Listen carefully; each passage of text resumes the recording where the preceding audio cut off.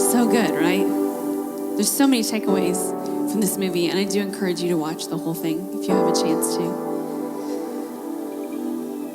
I mean, there's so many things that we could take, but I told JD, I said, okay, I've got to narrow it down to just a few things that I really want to speak to you all today on. And I just have 4 points. I'm going to make them very quick. Quickly. Sorry for you English majors. Quickly. I want the Holy Spirit just to speak to you this morning through that. So if there's other things that the Holy Spirit is working on your heart in and through, lean into that. But this morning, some things that when I watched this just hit me. The first thing I want to talk to you about is that soil is everything. When you see the beginning of the movie, they buy this land that is so hard that when they drop it against the ground, they pick up and drop it against the ground, it doesn't even break apart. So they hire this expert to come in, and they think that they're going to have this quick, easy fix on how to do the land. But instead of having a quick, easy fix, he says, I'm going to go in and we're going to pull everything out of here and burn it all. We're just going to start over. And so I told myself I wasn't going to cry, but I'm probably going to cry through this whole thing. It's okay. I want to read to you some scriptures. Obviously, this is not a Christian movie, but they don't know that we know there are so many biblical principles in this, because throughout the word, it talks over and over on all these agricultural things. And so farming is so likened to what we're walking through in life. But soil is everything. In Luke 8:4-15, it says this: as they went from town to town, a lot of the people joined in and traveled along. And he addressed them using the story. A farmer went out to sow his seed. Some of it fell on the road and it was trampled down, and the birds ate it. Other seed fell on the gravel and it sprouted, but it withered because it didn't have good roots. Other seed fell in the weeds, and the weeds grew with it and strangled it out. Other seed fell on rich earth and produced a bumper crop. Are you listening to this? Really listening? His disciples asked, why do you tell this story? And he said, you have been given the insight into God's kingdom, and you know how it works. But there are others who need these stories. But even with stories, some of them aren't going to get it. Their eyes are open, but they don't see things. And their ears are open, but they don't hear things. This story is about those people. The seed is the word of God. The seeds on the road are those who hear the word, but no sooner do they hear it than the devil comes to snatch it from them so they can't believe and be saved. The seeds in the gravel are those who hear with enthusiasm, but the enthusiasm doesn't go very deep. It's only another fad, and the moment that there's trouble, it's gone. The seed that fell in the weeds, well, these are those who hear, but then the seed is crowded out and nothing comes from it, because they go about living their lives, worrying about tomorrow, making money and having fun. But the seeds in the good earth, these are the good hearts who seize the word and hold on to it no matter what, sticking with it until there's a harvest. And so I just want to ask you these questions this morning. And I want you just to say to yourself and ask this question: is my heart so hard that no seed can be planted? Have I hardened my heart? Have I become so cynical? Have I become so hardened that the word can't penetrate? Is my heart full of gravel? In the movie, we saw where Alan was trying to shove the shovel in and it would just go in like an inch. Well, you could probably go in an inch into the ground and put a seed in, but the moment that a storm comes with any kind of wind, it's going to take the topsoil off and that seed's going to blow away. Is my heart full of weeds? Well, this one hit me. This one hit me hard. And I just sat with JD yesterday and I was like, man, I need to walk through some of this. Is my heart full of weeds? Do I have unforgiveness, shame? Is there distraction or worry, confusion? that as soon as the word hits my heart, it just rises up and strangles it out. It doesn't have room to penetrate. Or is my heart good soil? Sometimes when you examine your heart, you find that you have hardened, weed-infested soil in your heart. But it doesn't have to stay that way. You just offer it to the Lord and say, God, I need you to help me with this. And this amazing things happen. He turns it around. And I love what Alan said in this movie. He said to them, I don't know if you remember, but Molly picks up the soil. She's like, this is good. And he goes, barely. And she just kind of like, okay, I thought we were working towards something here. It may not happen overnight. You may not be able to like have that softened place in your heart that's been hardened for so many years. But you can go, we're getting there. And God may go, we got a little bit more to do. And you just keep offering it to him and saying, God, again, here it is. Again, here it is. But what he says to her is there's never enough time to do it right, but there's always enough time to do it over. And I don't know about you, but that is the perfect picture of what's happening here. Man, we have this amazing do-over that's happening, and God is building something in this church like I've never seen before. Which leads me to the next thing. We need to be a fruit basket. 1 Corinthians 12, 14 through 18 says, I want you to think about this and how all this makes you more significant, not less. A body isn't just a single part blown up into something huge. It's all the different but similar parts arranged and functioning together. If the foot says, I'm not elegant like the hand embellished with rings, I guess I don't belong to the body, would that make it so? If the ear said, I'm not beautiful like the eye and expressive, I don't deserve a place on this head, would you want to remove it from your body? If the body was all eye, who could hear? And if it was all ear, who could smell? As it is, we see that God has carefully placed each part of the body right where he wanted it. Molly says, I just wanted to plant 3 different varieties of trees. That's all I had offered. And Alan is like, 75 different varieties of trees is what they brought into this fruit basket. When we launched Seeds 2.5 years ago, we used to ask people all the time. We would sit down across from people. Some of you remember this, and I would say, what kind of seed are you? Because we had been in places where you would walk in the door and the whole room was full of apple trees. Like everybody was the same. Because it's true that like a lot of times leaders attract into themselves people that are just like them. Because it sure is a lot easier to get along with people that look like you and sound like you and walk like you and talk like you. But what he says in here is, if you have the same thing, you will never have frutility. Well, I'm looking around this room this morning. Oh, my friends, I can't tell you how many people have said to me, when we come into your church, we look around and go, wow, what a peculiar people. I love it.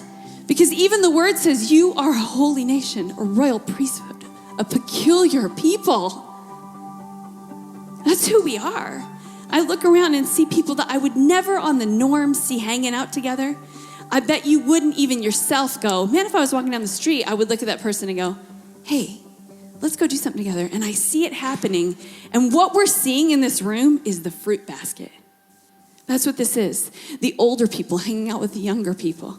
Man, this morning, I was so blessed. I was talking to Pastor Russell over here, and Jake Weatherby was standing over here, and Rick Vincent came in the door, and you beelined him. And I'm talking about the same thing to Russell, and I look over and I go, right there. Right there. That's what he's called us to be. What kind of seed are you? Because I look at you here and I see orange trees and apple trees and avocado trees and cherry trees. We have this beautiful thing happening. And I know we're going to grow, but as we grow, I never want to see that change. I never want to see that change. Oh, I wrote this down, and I thought it was funny because the Lord, as I was praying into this, he said, I'm not looking for a grove full of just apple trees. If we were all the same, it limits our abilities. And I wrote it down, and then I was like, that's really funny. This is the grove. I'm not looking for a grove full of apple trees. What he wants is you to be who you were created to be and be equipped to do the thing that you were created to do. Not to look like me, not to look like JD, not to look like the person sitting next to you, but you plant yourself and grow and become the variety that you were supposed to be.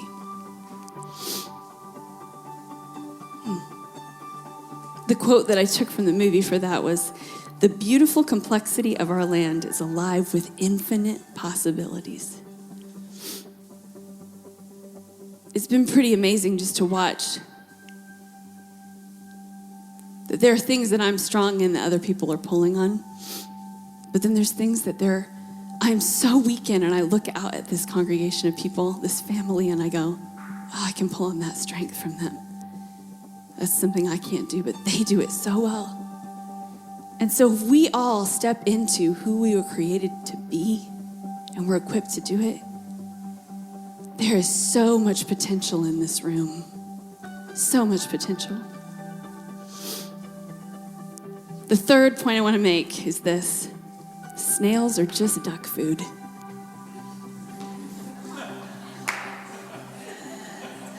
Right? Yeah. Romans 8:26 and 28 says, meanwhile, the moment we get tired in the waiting, God's Spirit is right alongside helping us along. If we don't know how or what to pray, it doesn't matter. He does the praying in and through us, making prayers out of our wordless sighs.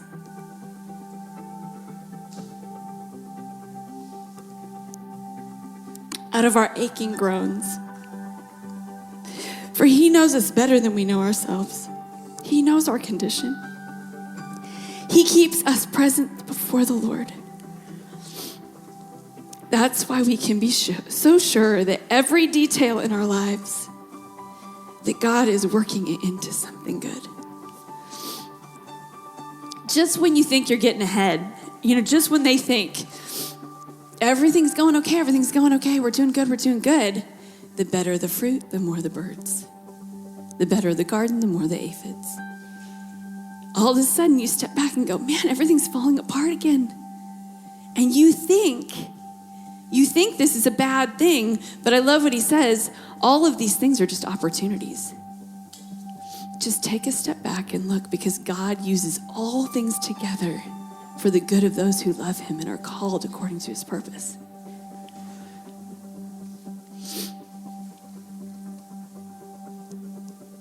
I say this often, and I firmly believe that with God, nothing is wasted. He takes the very thing that you thought was poop, and he uses it for the fertilizer of your future.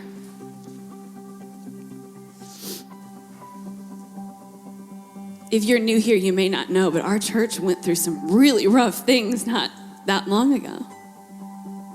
And it was poop. I don't know what else to call it. But man, it is fertilizing our future because of what it's creating in this room, who it's bringing to the table. Molly said this at the end of the movie. I didn't expect the hardships that we would face would make the actual dream itself feel so much more alive. I was talking to Holly last week over here, and I told her, I said, it's the most unbelievable thing that has happened in my heart. Being a preacher's kid my whole life and then going to Bible school and marrying into the ministry. I found myself just going through the motions of church, and quite honestly, I didn't love it. It's just what you did. It had kind of become a job. When all of this yuck, when all the poop happened,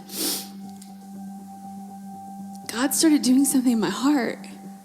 And I stopped looking at the people in this room as just church, because y'all became my family. Like, this was the one place, I told her, this was the one place I could walk into and feel safe. that I knew if you were here, if you were in this place, that you were for us and you weren't against us. And I want to say this to you. I don't know what you're facing. I don't know what you're walking through, but when you walk in through those doors, you need to know that this is a place that we are for you. We are not against you. This is a safe place. The people in this room, they can be your family too. But you got to open yourself up to it. You got to try again. Because I know some of you are hardened in that area of your heart. Just take it to the Lord and say, I need you to help me with this. I need you to help me try again, because I promise you, this fruit basket is full of people that just want to see you flourish. They just want to see you produce the fruit of your life. My last point is it's for them.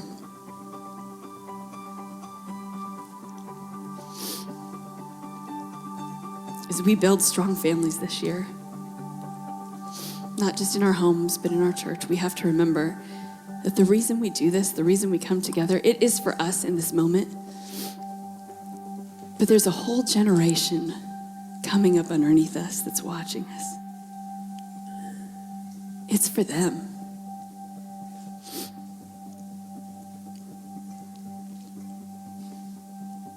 Titus 2:1-6 says, your job is to speak out on the things that make for solid doctrine. Guide the older men into lives of temperance, dignity, and wisdom. Thank you for whoever brought me this. Guide the older men into lives of temperance, dignity, and wisdom. Into healthy faith, love, and endurance. Guide older women into lives of reverence, so they end up neither gossips nor drunks, but models of goodness. By looking at them, the younger women will know how to love their husbands and their children, be virtuous and pure, keep a good house, be good wives, because we don't want anybody looking at us and looking down on God's message because of our behavior. Also, guide your young men to live disciplined lives. What we do today matters for all eternity. I think it's really easy, especially in our American culture, to live in light of 100 years or 80 years, however you think a lifespan is. But what you have to understand is the decisions you make and the things you do while you're here on this earth, they matter for generation after generation after generation to come. And if we live our lives in light of eternity, it will change everything. It will change your perspective on how you respond and react to things. And I love at the very end when Alan says, hold on. He says, we don't do this. We don't build this farm to prove to ourselves that this way of farming works. We do it for him. And they show his son. And so another thing that I have brought up multiple times that just excites me is to see the generations coming together and worshiping in here. It's so powerful. It's so powerful because we don't do this to prove to ourselves that this life, this godly life, is the way to live. We do it so that the children know, hey, this is the road, this is the path, get on it. On Wednesday night, we had our dream team meeting in here.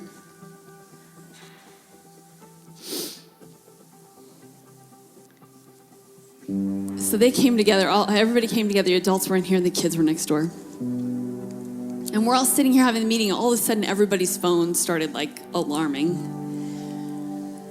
And everybody looks down and, there's tornado warnings. So there's this storm all around us. We're in the middle of a field in a barn. There's nowhere to run. There's nowhere to hide. So you know what we did? We went and got our kids and brought them into the barn with us. And we just began to worship. And it wasn't until after that night that I went home and I went, we literally worshiped through that storm as if it didn't even exist. And what a picture. What a picture of what God has called us to do. To not look at the waves, to not look at the wind, but to just put your eyes on him, fix your eyes on him, and worship through it. He makes a comment in here that he calls it luck. Well, we know it's not luck. We know this, that when you fix your eyes on the one who can say to the storm, peace, be still, you don't have to look at the storms on the outside. We just come together with our children, with our families, with our friends, and we just worship together and say, I see that you're facing a storm. Let me walk through it with you. Come on, let's worship. Let's just believe the Lord. Let's just lift up our eyes from our circumstances. Right? So I want you to just close your eyes with me.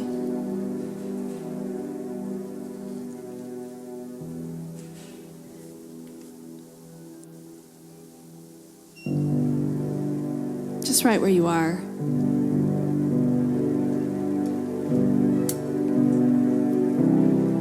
There's a song that I listen to frequently. And I was going to play it for you, but decided I was just going to read some of the lyrics to you because it hit every part of this story today and everything that I'm saying. But it was a prophetic song written by Jason Upton. And I just want you to picture this as I read it out. It says, long live the journey, and long live the children that we raise.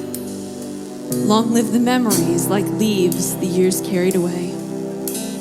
And just like a tree that slowly grows, the higher we reach, the deeper we go. Because we're living for something that will be here when we're old. And we're headed for someplace a little further down the road. Redwoods and daisies, they never look worried to me. They take what's been given as if all that they'll ever need. And if that's all they'll ever need, maybe that's all we really need. Because we're living for something that will be here when we're old. And we're headed for someplace a little further down the road. Some people's reasons for living is to get all they can and move on. But I find more grace in what's given because it leads me to where I belong. Young people, listen to this. Elders are people who hold law and grace in their hands. Where death is a doorway and they see falling is just learning to stand. And less is more than we really need and empties a space for us to receive. Because we're living for something that will be here when we're old. And we're headed for someplace a little further down the road.